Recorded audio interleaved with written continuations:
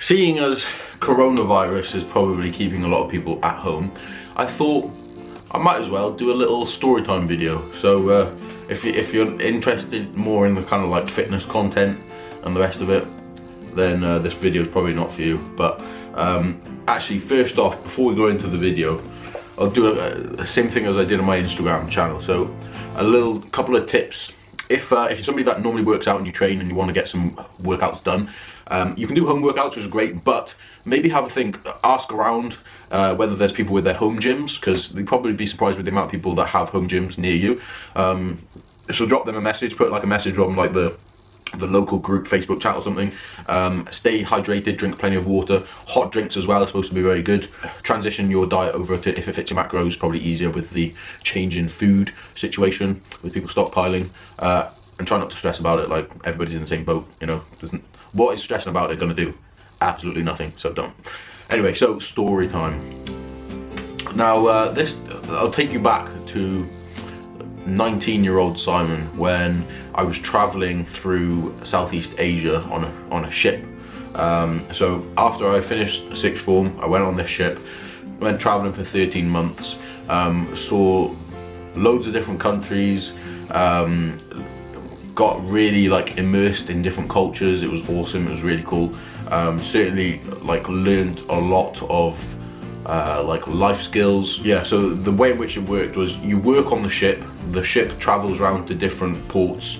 When you get to the port, then you'll get off like maybe one day in the week and you'll go do like a charity event in that port. So we got to the Philippines. We went to like the south of the Philippines, and we were supposed to get there a little bit earlier, but the ship got held up. So we get there, we're only at the port for like 3 days, but we have a trip planned to go into like this indigenous tribe in the jungle, which is like pretty insane in itself, but the journey can take like quite a while. So as soon as we got to the port, we got off, like this was like 3 in the morning or something. We get off the ship, we jump in this little minibus. I think there was about 5 of us plus the driver, and we drive for what must have been like 3 or 4 hours. Like the first hour was normal roads, okay, which is fine, but then the rest of it was like dirt tracks with like potholes and stuff like that. We got a flat tire along the way. We had to pull over and change the tire.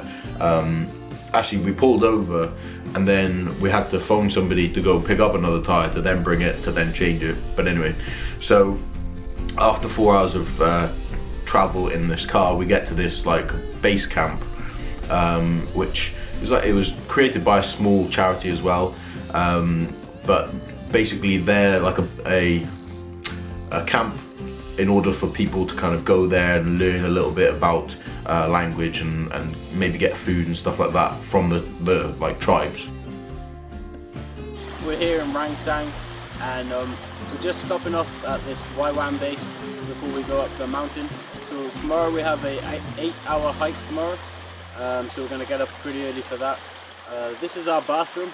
I don't know if you can hear me properly over the sound of the relaxing water, but I hope you get all the information. So today we got here about 2 o'clock. So a lot of the people in the tribes haven't actually seen like outsiders, especially white people, in a long time, if not ever. Like they get born there, they're raised there. It could be that they've never seen white people or anything. So we get to this boot camp, the like base camp. We stay there. Had a wash in a stream, which is pretty cool. That's a nice experience. Slept on the floor, on like wooden floors. Not such a nice experience. Had like a what's it called, mosquito nets and stuff to cover us. We slept in like small little sleeping bags, and then we had another, I think it was like a 4 or 5 hour hike up these mountains to visit this tribe. So I was there with a primary school teacher. She had joined I think around the same sort of time as me on this on the ship, and she was planning to come on this as well. Then we had a guy that was working in the kind of the deck crew of the ship, so doing like maintenance on the ship. A lady with me who was working in the kitchen. Kitchen, deck crew. I think one of the ladies was a cleaner on the ship. And then we had another guy there as well with us. So there was about 5 of us, I think, yeah. So we start walking. The primary school teacher, we get about like an hour and a half into it, and she's really struggling. Like, she wasn't like heavily overweight, but she wasn't like as fit as maybe some of the other people in the group. So myself and the guy from the maintenance crew offered to like take her pack. So we shared her pack. Then we'd like walk with it for like half an hour, change. So we're both holding the pack for her. And then we continued. When we're walking through this the forest, by the way, we have this guide. So this kid from the tribe is guiding us up. He's wearing no shoes at all. I think he's wearing like a loose-fitting t-shirt with like some random brand along the front, and shorts. And like we're there in like walking boots and all this kind of stuff, and he's miles in front of us, so we're just trying to like keep up with him. Occasionally he'll stop and then wait for us. We got like a couple of hours in, he climbs up a tree, grabs some coconuts, chops open a coconut, gives us some coconuts. It's quite nice, like just using the things around you to be able to survive, so I quite like that. Anyway, so then we continued, and like we're always going uphill as well, so that made it a lot more difficult. I think it actually took us half the amount of time to come back than it did to get there, because of the incline on the hill, and it was very slippery as well. So we get to this tribe, and the people in the tribe kind of disappear. Like we're in this small, it wasn't actually that small, it's probably like the size of this house, the size of this room, but made out of like leaves and wood and like sticks and stuff like that. They'd made us small beds as well, out of like planks of wood and stuff. And so we got into this, like, it was like a hut, sort of like a hut shelter kind of thing, and there was nobody around. And then all of a sudden, this one kid kind of like pokes his head around the corner and says something in a different language, and then disappears. And then another kid pops around. It's always the kids first. Like, so the kids were obviously a bit curious about it, and then the kids like start running in and out and like start teasing each other and pushing each other in. And then the adults come in and like, you know, they can see that we're not a threat to them or anything. Our tour guide starts talking to them and tells them what we're doing there and the rest of it. They were expecting us, but obviously it was a little bit of a shock to them. So we get there, we're absolutely knackered, we're starving hungry as well, and we're filthy. So we say, look, we want to clean ourselves. So we go down to this another stream and wash in the stream. But of course it's been raining, it's all like dirt tracks, so we wash in the stream and walk back and we're filthy again, like we're just caked in mud. So we just spend the whole time basically caked in mud. And obviously after that, after you've done such a long hike and you've been out all day, you kind of need to go to the toilet, and I don't mean like just peeing in a bush. So they have this tree which is basically, our guide called it the toilet tree, but I'm sure they didn't call it that. But yeah, so you have to walk to get to this tree, right? So he says, it's a big tree down there, you won't miss it. So I said to him, okay, like, is there anything else you can tell me? He's like, yeah, just don't walk too close to the tree. I'm like, okay, too close to the tree, what does that mean? So anyway, I walk up close to this tree. Not too close, but I walk up close to this tree, and I look down, and there's just shit everywhere. There's shit everywhere. That's like the tree they go to lean up against to shit. And it's not very far away from the hut that we were in. So I think I maybe walked for like, I walked out of the hut and then walked for like 30 seconds, and I was there at this tree. So of course it absolutely stunk. But you got to do what you got to do. So first, I think, well, probably sometime happened when I was a child, but first adult time taking a shit outside, which was interesting and rather distracting as well. But yeah, so that happened. Then I come back to the tribe, obviously washing the rest of it, and we got some food to have. So our guides made us some rice and we had some sardines, which was like, it tasted amazing as well, because we were starving. I don't think we'd eaten much all day. Like, we'd taken sandwiches with us, but we hadn't really had much food with us. So we ate that, and then I think we just sat around the fire for a little bit with people in our group, because it was difficult. You can't really speak to them, so it just became a little bit awkward sometimes. But they just sat next to us or like watched us, and just kind of, we were in each other's company. And although we couldn't like speak their language, it was quite nice to just be in their company, in their community. So yeah, it was quite nice. So then we had a sleep there. Worst night's sleep I've ever had. All you can hear is like bugs, just bugs, like really high pitched, like I forget the name of the bug, but that's all you hear, and it's like piercingly like high pitched as well. So I don't really remember if I slept at all that night, but anyway, I must have had some sort of sleep. But then the next day, we gave them their clothes that we'd brought with us, and we'd give them like educational material, and we went through some different techniques of what to do with different scenarios, like if somebody gets injured and things like that. We gave them water purification as well, because obviously they don't have much fresh water there, and that can be like quite a big thing that kills a lot of people there, is like the impurities in the water. And one thing that they said is, like, if somebody's ill, they just run away from them, or if they find somebody dead, they'll just run away from them, because obviously we're trying to find out like how we can help them. So they don't really know like any sort of, you know, CPR or anything like that. So they just run. Like if somebody's dead, they'll just run away, because in their eyes there's danger there, so they just want to get away from it. So yeah, we taught them a bit like about how taking the pulse and stuff like that. I think they knew how to take a pulse and stuff, but we told them CPR and things like that as well. So we were only there for like a day, and then we started traveling back. We only slept there one night, so we slept there, sort of did all the educational material in the morning and like at the midday, and then we left in the afternoon. Now, when we went up, it was dry. When we started coming back, about halfway in, a lot of it was downhill, but like halfway in, it started chucking it down with rain. That's totally on a video.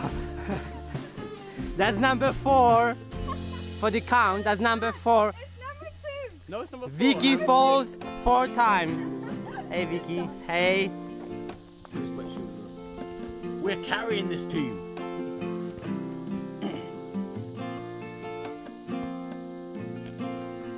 And I am here as well. Now, in countries like this where it's very, very hot and it rains, the ground is so like dry that it doesn't absorb the water. So it literally like flooded, and although we were like walking through these areas on the way up where it was fine, there was no issues, we were like wading through these small like track areas. As I said, it took like half the amount of time to get back, but it was difficult. Like, I think we lost one of the people at some point as well. We had to go back and try and find them. We had to wait around a couple of times for some people as well. And then once we got to the like ground base, or the base camp, it was like, that feeling was just like I wanted to hug the ground, you know. It was one of those days where it's been like a long day of travel, a long day in the morning, hadn't really had much sleep. Like, we got there, I remember going straight into the stream, and like sitting in the stream and just washing in the stream was like the most blissful feeling ever. And like as we got there, the sun came out as well. It was like everything was just timed lovely. We're walking through, sun comes through, like, oh, bliss. So then we got there, we washed the rest of it, and then we had our long car journey on the way back. But yeah, that's my experience with an indigenous tribe. Brief, but because that was another thing. When we were on the way back, they're actually saying that the ship might have to leave like before we get back. So yeah, that's why we didn't stay an additional night with the tribe. But we got to the ship and then left like 2 or an hour. I think they had to open up the gangway because they had taken off the gangway when we got there. So we literally got on and then we were leaving, which was pretty mental as well. Because if we'd been left there, we were kind of stuck. We'd have to get a plane to the next port and then get back on the ship there. But yeah, pretty insane. That whole 13 months of my life was pretty interesting. I wish I'd taken like more pictures and videos of it, but sometimes when you're like so immersed in that scenario, like getting out your phone or taking a picture kind of takes you away from that. So yeah, that's my story of my time with an indigenous tribe. Yeah, pretty cool experience, I'll be honest with you. But yeah, so with the coronavirus, I thought I'd do a little bit of story time. If you did enjoy it, please give it a like.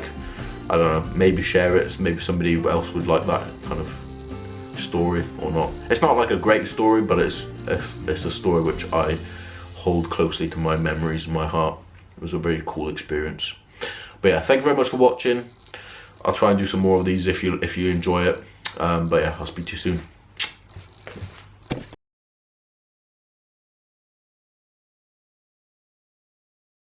Good morning, ladies and gentlemen. Uncertain times where we need vitamin C. So the UK, apart from well, you know, the UK is basically a little bit more relaxed than the rest of the world with coronavirus.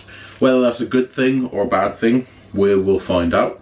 But yeah, it's a bit weird the times at the moment. I've had more cancellations this week than I have throughout like the last month, 2 months, 3 months maybe. Probably in the last 3 months, which is mental. So what I'm doing now is trying to set up some online kind of home workouts, but I'm not really sure what to do. Like, I run my own business. It's very reliant on me going to see people, but people don't want to see me because it's risky. I have clients which are in their 80s. One of my clients has asthma and has had respiratory problems before. If I go and see her, that's a massive risk. So I can't go and see her, obviously. Local gyms are very, very quiet at the moment, which is again very, very frustrating. But you know, it's one of those things. This is going to be a time where in history we'll look back and be like, that sucked, but you know, we went through it. It'll go down in history. It'll go down in history, I'm pretty sure about that. There's not really been many other viruses which have completely covered the world. Like, there's not many countries which haven't been affected. I don't know any countries that haven't been affected by coronavirus, but I'm sure there's probably some remote countries. But yeah, man, it's a weird time we live in at the moment. I'll be honest, I quite like it in a weird way. Like, obviously it sucks to have such a reduction in income, but it also doesn't, because everybody's in the same boat.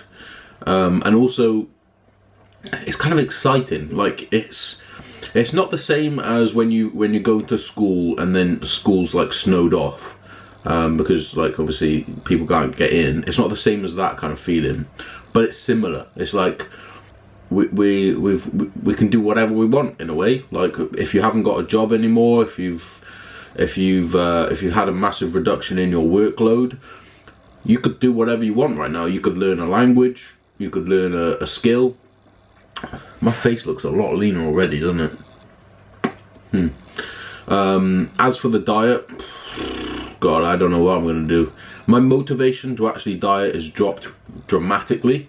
Like, I'm fine with doing it. Like, I can very easily diet with no motivation to diet. I just do it, you know. But I don't want to do it. I have no interest in doing it anymore. If I get lean for summer, what's the point? We might not even do anything in summer. Everybody might be still in the same situation.